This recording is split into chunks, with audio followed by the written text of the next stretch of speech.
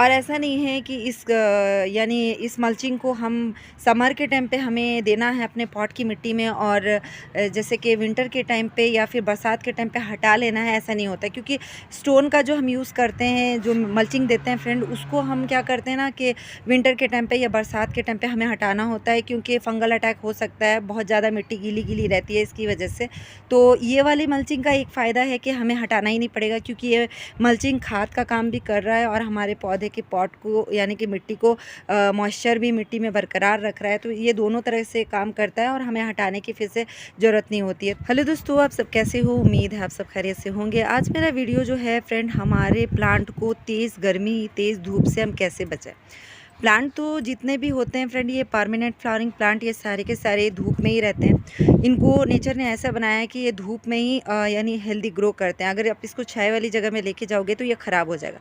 कई बार ये एस्पैरागस का प्लांट जो है फ्रेंड, ये इंडोर प्लांट है, लेकिन धूप में भी बहुत अच्छे से चल जाता है। लेकिन इन प्लांट को अंडर वाटरिंग बिल्कुल पसंद नहीं है, यानी तेज़ धूप, तेज़ गर्मी के टाइम पे इनको अंडर वाटरिंग पसंद नहीं है। इनके प्लांट की मिट्टी में पानी की कमी का होना इनको बिल्कुल पसंद नहीं है। तो हम ऐसा क्या करें जिससे हमारे प्लांट की मिट्टी बहुत ज़्यादा यानी अंदर से उसमें मॉइस्चर रहे और मिट्टी में, और जल्दी ड्राई नहीं हो। और जैसा कि हम उसके ऊपर स्टोन वगैरह रख देते हैं, स्टोन को रखने के बजाय हम उसमें कुछ ऐसी चीज़ का इस्तेमाल करें जिससे हमारे पौधे की मिट्टी को बहुत ज़्यादा एक पावरफुल खाद की तरह भी मिले, और जब जब हम पानी डालेंगे तो उसमें मॉइस्चर भी बरकरार रहे और एक बहुत ही शक्तिशाली खाद भी मिले।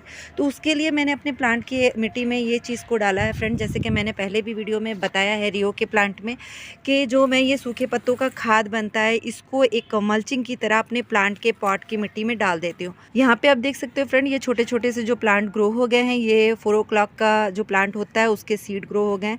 तो मैंने इस पॉट में, और यहाँ पे आप देख सकते हो फ्रेंड, इस प्लांट के पॉट में जो पत्तों की खाद होती है उसको ऊपर से डाला है। तो ये खाद जो होता है बहुत ही powerful vermicompost, cow dung compost, इस तरीके के खाद को टक्कर देने वाला खाद होता है, जो आसानी से हम अपने घर पे बना सकते हैं।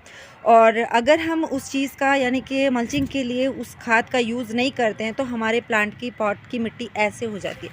आप देख सकते हो यहाँ इतना ज़्यादा धूप है फ्रेंड। मैंने सुबह में तो पानी नहीं दिया है अभी, तो उसके यानी कि इस कल शाम में दिया था, लेकिन अभी आप देख सकते हो इसकी पॉट की मिट्टी कितनी ज़्यादा ड्राई हो गई है। तो अगर मैं उस यानी कि ऐसे ही पत्तों का खाद अगर मैं यहाँ पे डालती हूँ फ्रेंड, ऐसा इस तरीके से मैं डालती हूँ, तो मिट्टी में अगर मैं पानी जो भी मैंने कल रात को डाला होगा तो वो बहुत लेट सूखेगा। यानी कि जो ये मल्चिंग का काम हम करते हैं अपने प्लांट की मिट्टी में, तो उस मल्चिंग को रखने की वजह से हमारे अंदर मिट्टी जो रहती है प्लांट के पॉट की, उसमें हमेशा मॉइस्चर बरकरार रहता है इस मल्चिंग की वजह से।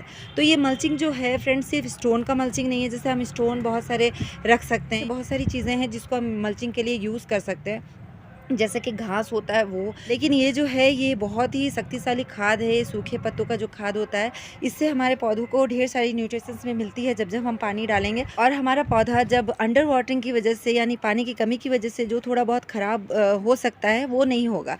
जैसे कि आप मेरे इस प्लांट को देख सकते हो फ्रेंड, बहुत ज़्यादा हेल्दी है अल्हम्दुलिल्लाह। तो वैसे ही ये एस्पैरागस का प्लांट जो थोड़ा पीला पीला सा लग रहा है फ्रेंड, ये अंडर वाटरिंग की वजह से वैसा लग रहा है। अगर मैं इसमें सही से पानी अगर देती हूँ तो इसके पत्ते एकदम ग्रीन ग्रीन से रहते हैं फ्रेंड। यहाँ पे सामने कोई सा प्लांट नहीं है एस्पैरागस का, मैं आपको दिखाते, सॉरी यहाँ पे है, एक मिनट, यहाँ पे आप देख सकते हो ये छोटा सा प्लांट है, इसमें अंडर वाटरिंग बिल्कुल नहीं हो रही है। यहाँ पे मिट्टी मॉइस्चर है मिट्टी में, आप देख सकते हो। तो यहाँ पे कितने इसके पत्ते यानी कि हरे भरे से हैं, यानी कि ये बहुत ज़्यादा तेज़ धूप में है फिर भी इसके पत्ते हरे भरे हैं। लेकिन ये वाला प्लांट जो है ये थोड़ा अंडर वाटरिंग हो रहा है इसके पॉट में, इसकी वजह से इसके पत्ते इस तरीके से पीले हो गए। तो हम अगर सूखे पत्तों का खाद का यूज़ अगर अपने प्लांट के पॉट में करते हैं तो हमारा 2 फ़ायदा होगा। पहला तो हमारे पॉट की मिट्टी सूखेगी नहीं, दूसरी चीज़ जो है इसको बहुत अच्छा एक शक्तिशाली खाद मिलता रहेगा, हाँ, यानी हमेशा के लिए।